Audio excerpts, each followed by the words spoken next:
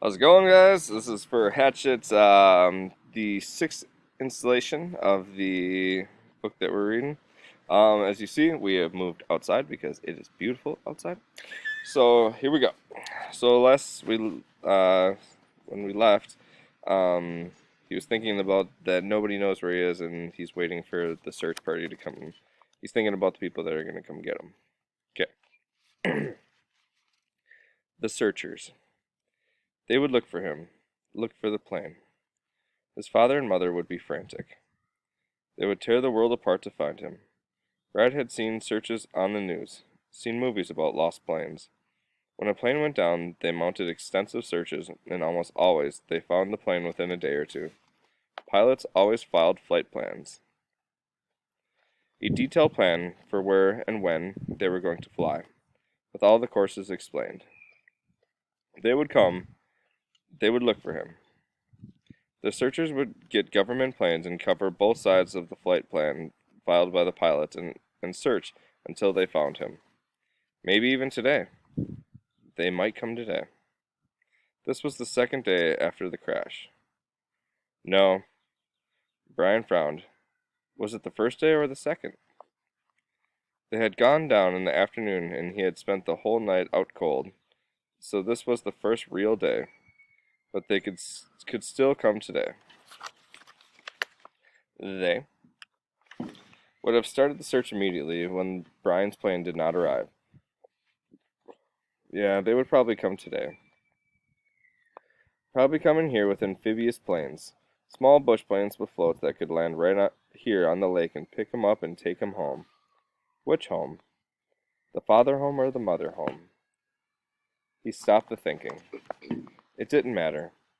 Either on his dad or onto his dad or back to his mother.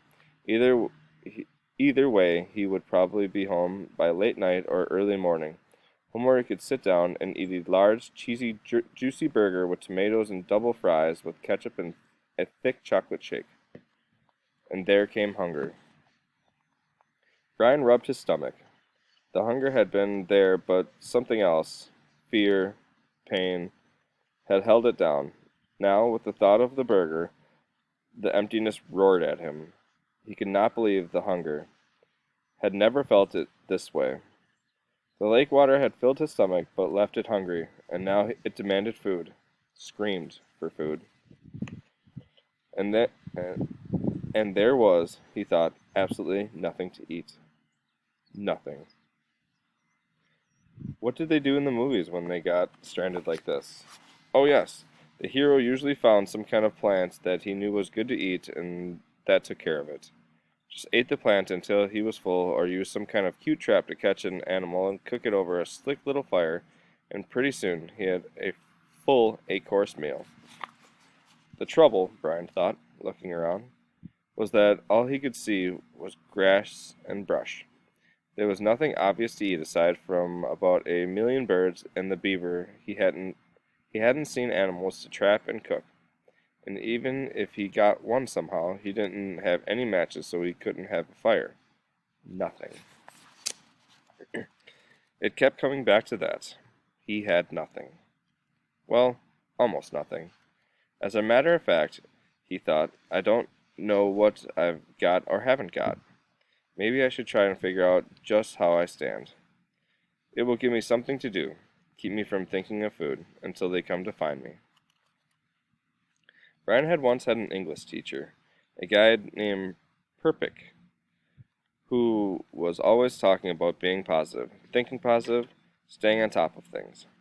That's how Perpick had put it. Stay positive and stay on top of things. Brian thought of him now, wondered how to stay positive and stay on top of this. All Perpick would say is that I have to get motivated.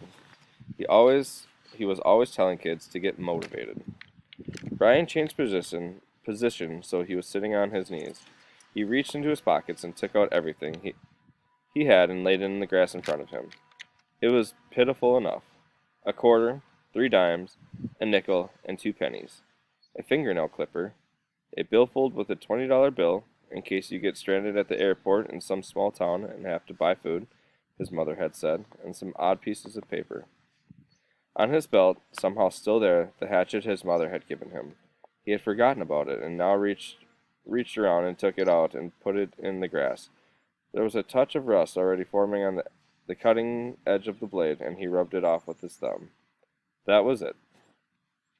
He frowned. No, wait. If he was going to play the game, might as well play it right. Perfect would tell him to quit messing around, get motivated. Look at all of it, Robinson. He had on a pair of good tennis shoes, now almost dry, and socks, and jeans and underwear, a thin leather belt, and a t-shirt with a windbreaker so torn it hung on him in tatters, and a watch. Oh, sorry, I gotta log back in my computer here. There we go. He had a digital watch still on his wrist, but it was broken from the crash. The little screen blank, and he took it off and almost threw it away, but stopped. The hand motioned and lay the watch in the grass with the rest of it. There, that was it. No, wait, one other thing. There were all the things he had, but he also had himself. Perfect used to drum that into them. You are your most valuable asset. Don't forget that. You are the best thing you have. Brian looked around again. I wish you were here, Perfect. I'm hungry, and I'd trade anything I have for a burger. I'm hungry, he said out loud, in normal tones at first, then louder and louder until he was yelling it. I'm hungry. I'm hungry. I'm hungry! When he stopped, there was sudden silence, not just from him, but the clicks and blurps and bird sounds of the forest as well. The noise of his voice had startled everything, and it was quiet. He looked around, listened with his mouth open, and realized that in all his life he had never heard silence before. Complete silence. There had always been some sound, some kind of sound. It lasted only a few seconds, but it was so intense that it seemed to become part of him. Nothing. There was no sound. Then the birds started again, and some kind of buzzing insect, and then a chattering and a cawing, and soon there was the same background of sound, which left him still hungry. Of course, he thought, putting the coins and the rest back in his pocket and the hatchet in his belt. Of course, if they come tonight, or even if they take as long as tomorrow, the hunger is no big thing. People have gone many days without food as long as they've got water. Even if they don't come until late tomorrow, I'll be all right.